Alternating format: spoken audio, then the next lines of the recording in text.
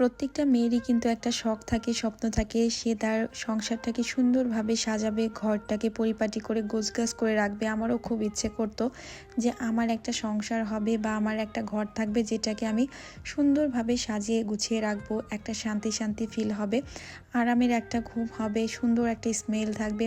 তো সব কিছু আসলে ইচ্ছে করলে তো আর হয় না। তো আমার হাজব্যান্ডের আমার বিয়ের পর থেকে ইচ্ছা ছিল যে আমরা দেশের বাইরে সেটেলড হব।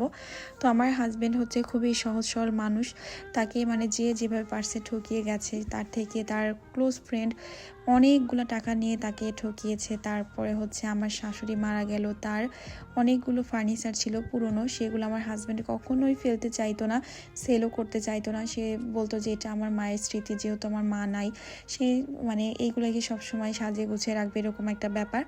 কিন্তু আমার তো সবসময় ইচ্ছে করতো যে আমি মানে আমার জন্য একটা নতুন একটা রুম থাকবে, সেই রুমের মধ্যে আমি সুন্দর করে নতুন নতুন ফার্নিচার দিয়ে সাজাবো।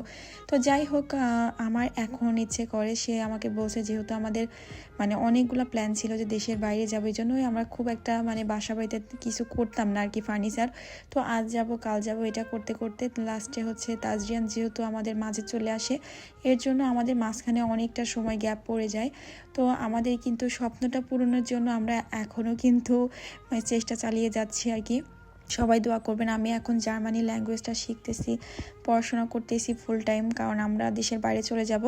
তো তারপরও আমি আমার হাজব্যান্ডকে সবসময় বলি যে আমি যদি দেশের মাটিতে মানে 1 মাস 10 মাস বা 1 বছরও থাকি জার্মানি যাওয়ার আগে, তারপরও আমি আমার একটা সুন্দর বাসা সাজাবো, পরিপাটি করে গোছাবো, এটা আমার খুব শখ।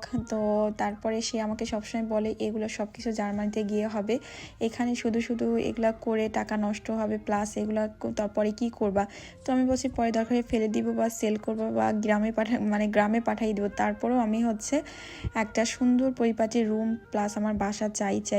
তো সে বললো আচ্ছা ঠিক আছে, তুমি যেহেতু শখ করেছো, তোমার শখের উপরে আমি আর হাত দিব না, তোমাকে এই করে করে আমি প্রায় 7 বছর যাবত আর তোমাকে কোনো শখের কোনো কিছু করতে দেইনি, কারণ শখের তো একটা বয়স থাকে, মানুষের শখের বয়স পেরিয়ে গেলে আর কোনো কিছু করতে ইচ্ছে করে না।